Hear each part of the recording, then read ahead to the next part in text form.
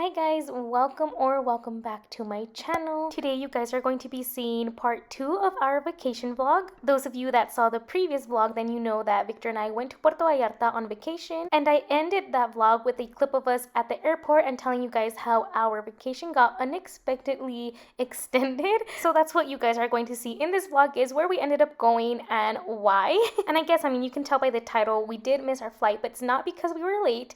I do have a story time, so make sure to stick around to the end and I explained to you guys everything that happened when we got to the airport. And if you guys haven't watched the Puerto Vallarta vlog and you're enjoying these clips, then I'll go ahead and make sure to leave the link down to that video down in the description box for you guys to watch. Good morning guys, we have one day in Monterrey and our flight home leaves tomorrow very early in the morning. We are staying with one of Victor's cousins here. This was unexpected. It was not in our plans. We got sent over here. We chose to come over here because we don't know Monterrey. I've never been here. Victor's cousin is gonna take us around this morning with his wife and kids, maybe later on in the afternoon when they're done with work and with daycare. So I don't know what we're gonna do exactly. I don't know what there is to do. We kind of talked about it last night. We had some delicious tacos, by the way, last night too. But I'll just go ahead and take you guys along with us. Again, this was not planned to come to Monterrey, but it happened and now we're here. We're going to enjoy it. So I did pack lots of shorts, but I don't know why I didn't pack enough shirts. So if you see me wearing this one again, it's because that's the situation. But the good thing is I didn't put it into my dirty bag, my dirty clothes bag. I had left it out actually because it wasn't dirty, because I just wore it for like a couple hours when we got to Puerto Vallarta. Literally that night I think we just had like dinner and like we walked around, so like it's not dirty at all. I don't consider it dirty. You do what you have to do, guys. All right, so let's go. So in the morning, they did go and drop off the kids at their daycare, and then after that, they came back for us and took us to a really nice breakfast buffet. So we were sitting down and then just talking about everything, and then that's when I took out my camera and was recording, and that's when the conversation came up that I was recording for YouTube. And then turns out that they have some neighbors that also do YouTube, so you're going to see later on in the vlog that I went to go visit them, and they're actually really big. They have over 2.2 million subscribers. I was like, how? I need to go and meet them. So you're gonna see that later on.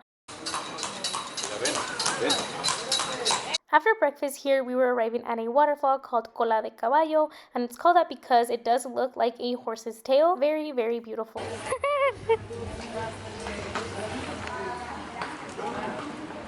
Chicken.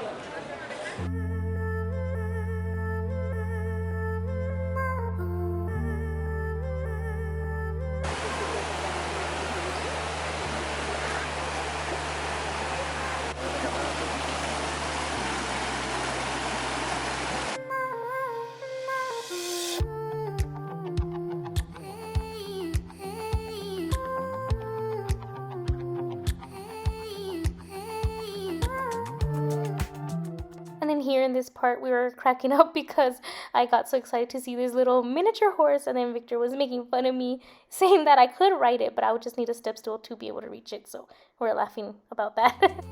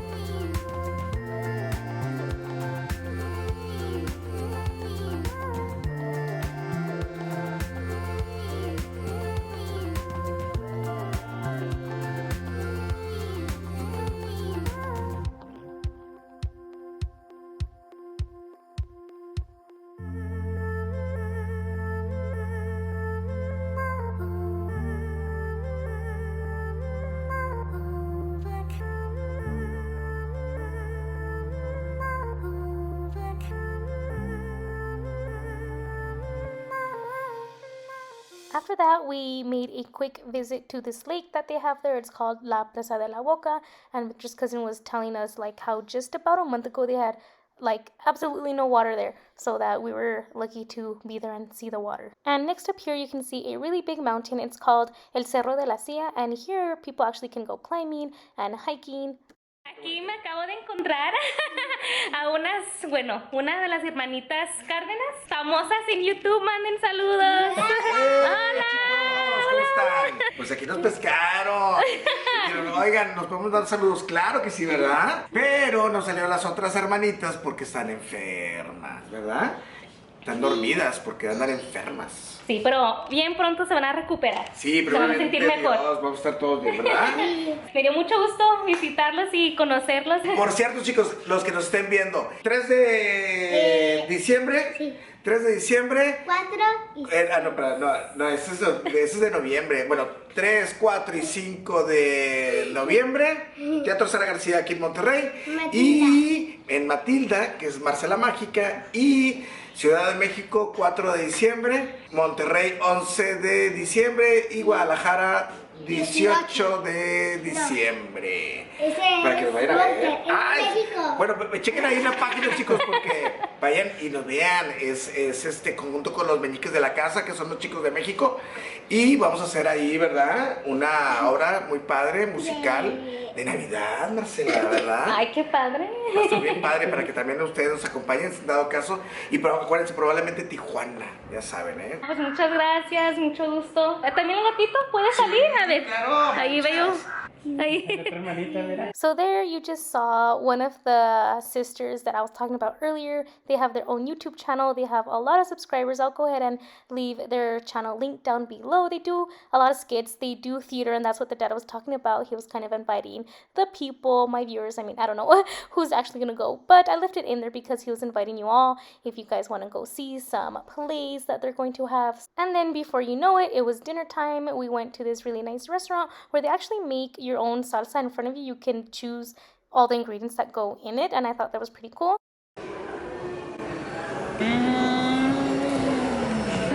Okay, salud.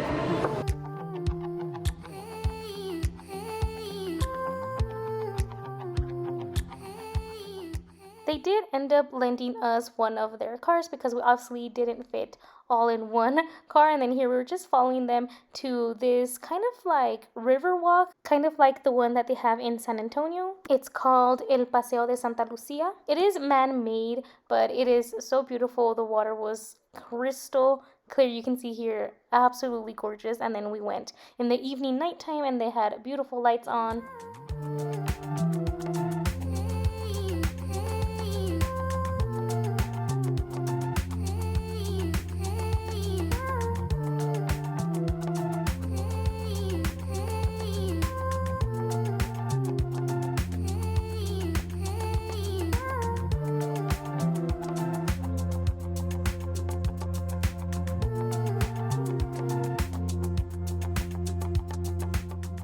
During the boat ride, they do give you a little bit of background, history on the city. They do talk about some legends that happen around the area, with a little bit of humor too, you're going to see in just a second. Ustedes no se preocupen que esta embarcación es fuerte y segura como el Titanic.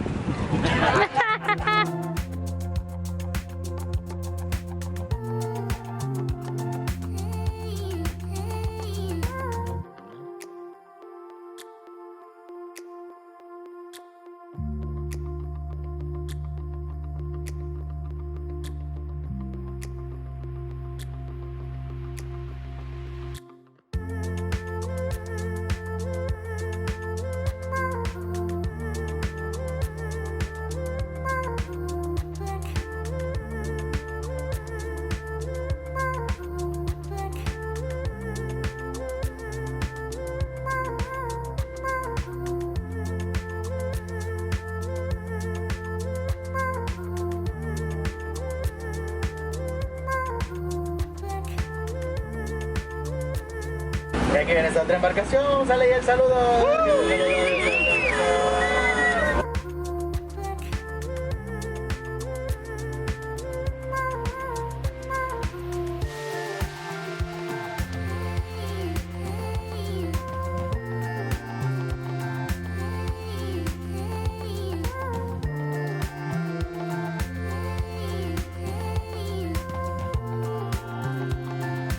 izquierdo hay una estructura alta de color rojo en forma de triángulos. Su nombre es la pelletizadora, que toma este nombre ya que en tiempos que trabajaba la fundidora aquí llegaba el ferrocarril y se depositaba el pellet. El pellet era la piedra mineral de la que hacían el acero. De aquí se mandaba a los hornos y una vez ya fundido se vaciaba hacia los crisoles. Es el crisol número 9, una pieza original que pertenecía al alto horno número 2. Tenía la capacidad para poder fundir 275 toneladas de acero, así como vemos que escurre el agua. Era como regularmente escurría el acero a los moldes a temperaturas de 1500 grados. Por eso que eran hechos de acero refractario, que es un acero rellenado con ladrillos para poder soportar las altas temperaturas.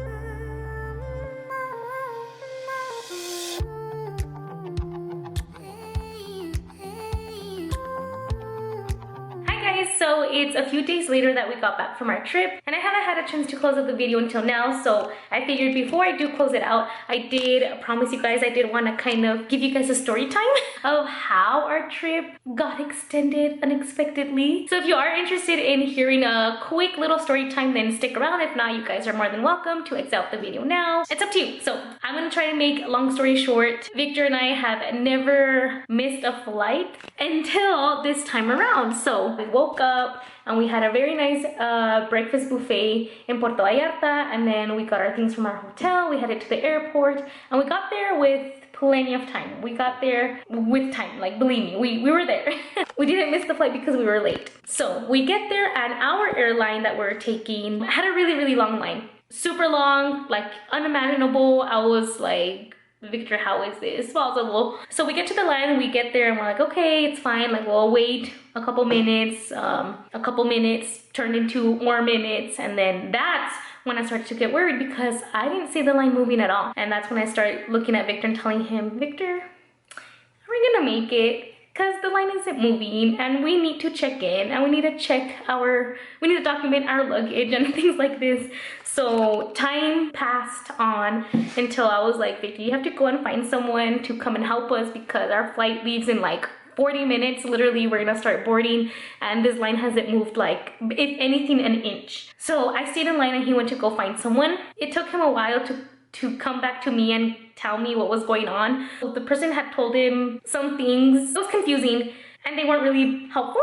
This was an airline that we hadn't taken before, so their check-in process was like done differently. We're supposed to like go on an app or somewhere online, and we were not aware of that. So Victor and I are both there trying to like do the check-in through our phones, but our phones, both of our phones was getting very poor reception at the airport. So that right there was very difficult for us to do. It was so confusing. We couldn't do the check-in on time, and then finally when we were there on the page to do the check-in, the lady that was there was like, oh no, like I can't help you anymore. You can't do it because the check-in closes 45 minutes before your plane board. Somewhere like, but when we asked you for help, we told you, you know well our situation, what had happened, and you still made us do this long process and wasting more of our time. And I don't know, it was so just a mess.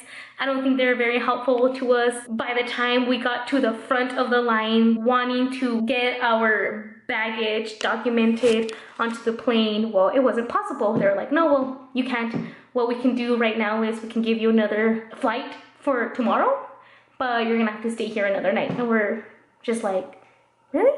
Like that? Just like, really?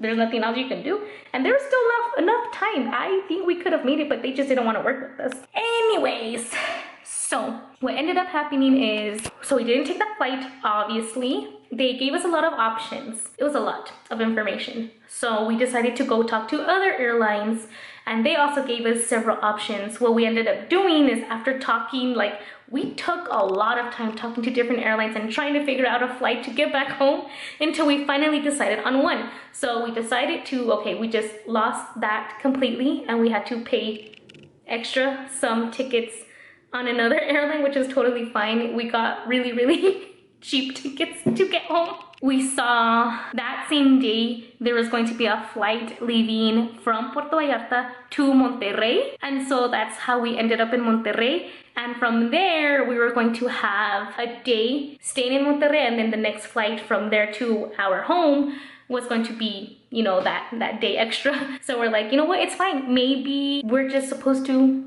go to Monterrey. I don't know. I'm like a really big believer in things happen for a reason. So there must be a reason why we didn't get on that first initial flight back home the day that we were supposed to.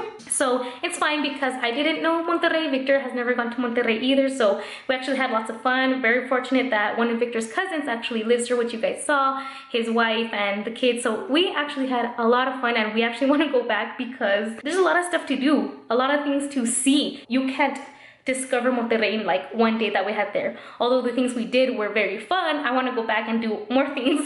So it was very nice. We ended up just going to Monterrey and it worked out just fine. We stayed there. They were very nice to lend us their home that we can stay the 2 nights. Victor's cousin picked us up from the airport that night that we got there. It was like 9:30ish that we got there. We got some tacos and then we got to his house. We slept there, and then the next morning we saw the city. We had a nice time, and then we slept again there that night, and he took us early to the airport. Their hospitality and everything that they gave us and showed us around was so nice. So we were fortunate that we had someone we knew there. But that's the story. But regardless, we had a really nice time. Yes, there's some bumps on the road, but we made it home, thank God. And this is the vlog. I hope you guys have enjoyed. Don't forget to subscribe down below, and if you did like this video, please give it a thumbs up, and I'll talk to you guys soon. Bye.